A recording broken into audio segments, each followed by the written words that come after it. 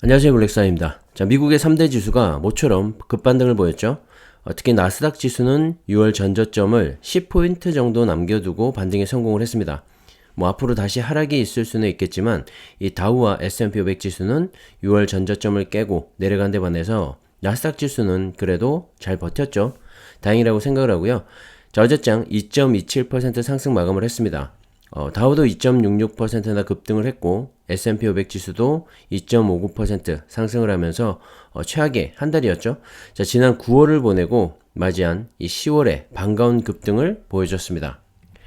자, 어제 주식시장의 상승에는 미 국채 금리의 하락이 이 영향을 끼쳤는데요. 자, 지난주 한때 이 4%까지 넘어섰던 미국의 10년물 국채 금리가 3.65%로 떨어졌죠. 지금도 계속 내리고 있어서 3.631%까지 하락을 하고 있습니다. 자, 2년물 국채 금리 역시 크게 하락하면서 4%대 아래로 조만간 떨어질 것 같죠? 자, 이런 국채 금리의 하락이 주식 시장에는 훈풍으로 불어온 것 같고요.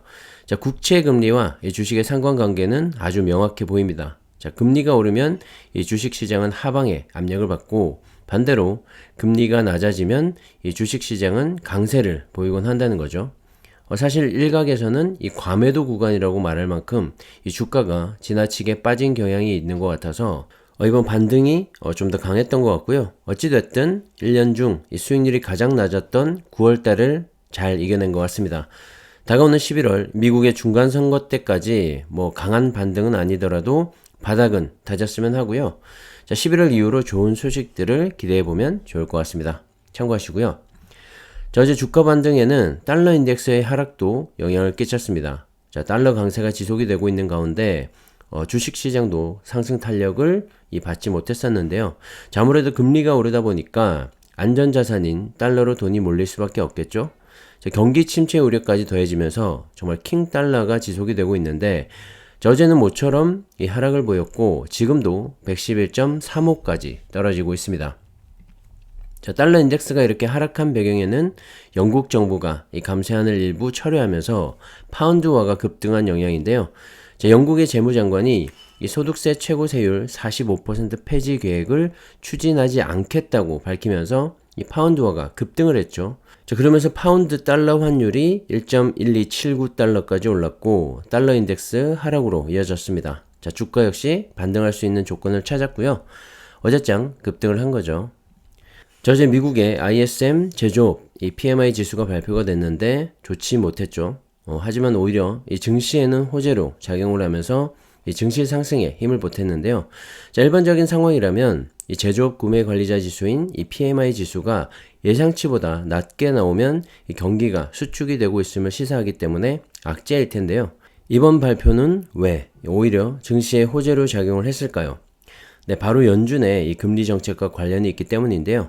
다시 말해서 연준이 최근에 보이고 있는 매파적인 금리 인상책의 배경에는 탄탄한 고용과 경기 침체를 우려할 정도가 아닌 이 제조업 구매 관리자 지수와 소매 판매 지수가 있었기 때문인데요. 자, 이번에 발표된 8월 제조업 구매 관리자 지수는 시장의 예상치보다 낮은 수치죠. 50.9로 발표가 됐고 이 수치는 지난달 52.8보다 2%포인트 가까이 내려간 수치입니다. 자, 지난 2020년 5월 이후 최저치를 기록했다고 하는데요. 자, 그나마 기준선인 50 이상을 턱걸이하면서 28개월 연속 이 경기 확장세는 이어갔지만 이 고점을 찍고 계속해서 하락세가 이어지고 있는 국면이라서 경기 수축이 진행이 되고 있음을 짐작해 볼 수가 있습니다. 자, 연준의 강력한 금리 인상 정책에 어느 정도 이 제동이 걸릴 수 있는 부분이라고 생각을 하고요. 어제장 시장 역시 그렇게 반등을 보인 게 아닌가 생각을 합니다. 자, 어제 이 맵을 보시면 S&P 500 내에 이 빅테크를 비롯한 대부분의 기업들이 상승을 했는데 테슬라만 8% 넘는 급락이 있었죠. 8.62% 하락을 했는데 자, 실적이 컨센서스를 미스하면서 8% 넘는 급락으로 이어진 것 같습니다. 자, 시장의 예상은 36만 4,660대였지만 이 올해 3분기 테슬라의 인도량은 34만 3,830대를 기록하면서 어닝 미스가 났고 시장은 경쟁업체들이 늘어나면서 매수 수요가 감소한 게 아닌가 하는 걱정을 하게 되었고 큰 폭의 주가 하락으로까지 이어진 것 같습니다. 자, 시장에서도 여러 가지 반응이 나오고 있는데요. 자, 골드만삭스는 테슬라에 대한 투자 의견을 여전히 매수로 유지하면서 장기적으로 전기차 시대 전환에 따른 수혜를 계속 누릴 수밖에 없다고 평가를 한 반면에 JP모건은 이번 어닝 미스가 이미 예상됐던 결과라면서 투자 의견을 비중 축소로 바꿨고요. 목표 주가 역시 153달러로 제시하면서 테슬라를 평가절하하기도 했습니다. 하지만 웨드부시의 데니얼 아이브스는 360달러 이 목표 주가를 제시하면서 여전히 고성장할 테슬라를 추천하고 있고, 자, 이렇게 시장에서도 여러 가지 반응들이 나오고 있는 상황입니다.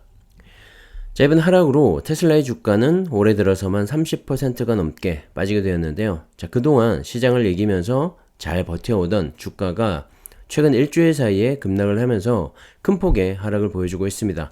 자, 지금 시점에서 테슬라를 살 것인지 아니면 팔고 떠날 것인지는 여러분 각자의 판단이겠지만 저는 개인적으로 이 저가 매수에 정말 좋은 기회이지 않나 생각을 합니다. 자, 지난 3분기 이 차량의 인도량만 볼 게 아니라 테슬라의 과거와 현재 그리고 미래를 모두 생각해 볼 때 그 기업의 가치를 정확하게 알 수가 있다고 생각을 하는데요. 자, 3분기 이 차량 인도량은 전년 동기 대비 여전히 42%나 증가한 수치이고 앞으로도 그 수치는 계속해서 늘어날 거라고 생각하기 때문입니다. 자, 앞으로 테슬라가 어떠한 기업으로 성장해 갈지는 알 수 없지만 제가 생각하는 테슬라의 미래는 전기차뿐만 아니라 테슬라봇을 필두로 한 AI 인공지능과 자율주행 소프트웨어 그리고 에너지 기업으로서의 가치가 더 크게 부각이 될 거라고 생각을 합니다. 자, 그렇기 때문에 긴 호흡으로 투자하면서 함께 성장해 간다면 분명히 더 큰 수익으로 돌아올 거라고 생각을 하고요. 제 의견은 역시 참고만 하셔서 각자 좋은 판단하시면 좋을 것 같습니다. 자, 최근에 미국의 IRA 법안 때문에 국내 전기차를 비롯한 2차전지 관련주들의 주가가 하락세를 이어오고 있는데요. 자, 정부에서도 늦었지만 대응팀을 꾸려서 미국과 협상을 하고 있죠. 자, 그런 가운데 현대차가 위치하고 있는 조지아주 출신의 상원 의원이 IRA 이 보조금 관련 일부 조항에 대해서 유예하도록 하는 내용의 이 법안을 발의를 했다고 합니다. 세부적으로는 미국 내 이 배터리 생산 관련 조건은 2025년까지 그리고 미국 내 전기차 이 최종 조립 관련 조건은 2026년까지 유예하도록 적시가 되었는데요. 자, 현대차는 조지아주에 2025년까지 이 전기차 공장을 완공할 예정이기 때문에 이 법안이 그대로 처리가 되면 현대차를 비롯한 2차전지 관련주들도 불이익을 받지 않게 되겠죠. 조정이 컸던 주가가 다시 한번 탄력을 받을 수 있을 것 같고요. 자, 대한무역투자진흥공사인 코투라의 이 워싱턴 무역관 역시 11월 미국의 중간선거 이후 IRA 법안 내 이 전기차 원산지 규정이 유연하게 적용될 가능성이 있다고 전망을 했습니다. 대상 분야별로 면제, 즉 이 배터리 셀 또는 모듈과 핵심 광물별 면제 등이 될 것 같고요. 또는 특정국 면제 등의 조치가 가능할 것으로 예상한다고 밝혔습니다. 자, 아무래도 미국은 이 중국을 견제하기 위해서 이런 인플레이션 감축법을 시행하는 부분도 있기 때문에 자, 그렇다면 이 배터리에서 한국을 배제할 수가 없겠죠. 하지만 한국의 배터리 소재 역시 대부분이 중국산을 사용하고 있기 때문에 지금 당장 이 소재를 바꿀 수 있는 상황도 아닙니다. LG에너지솔루션을 비롯한 SK온과 삼성 SDI 등 이 배터리 셀 업체들도 부랴부랴 원산지를 다각화하고 있긴 하지만 중국의 비중이 워낙에 크다 보니까 하루아침에 바꿀 수도 없는 그런 상황이죠. 자, 미국도 그런 부분을 모를 리가 없다고 생각하고요. 자, 앞서 말씀드린 상원 의원의 법안 유예와 함께 국내 배터리 셀 업체들과 미국의 완성차 업체 간의 윈윈을 위해서라도 원만히 해결이 되지 않을까 생각을 합니다.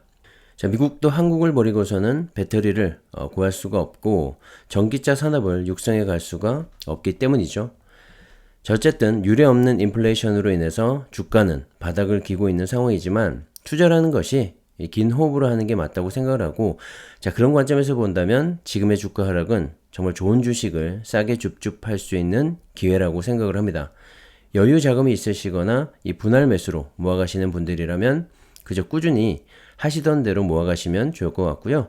자, 목돈을 한 번에 투자하고 계시다면 손절보다는 홀딩 전략으로 지켜보면서 이 부담스럽다면 반등 시에 비중을 줄이거나 다른 투자 전략을 세워보는 것도 괜찮은 방법이지 않나 생각을 합니다.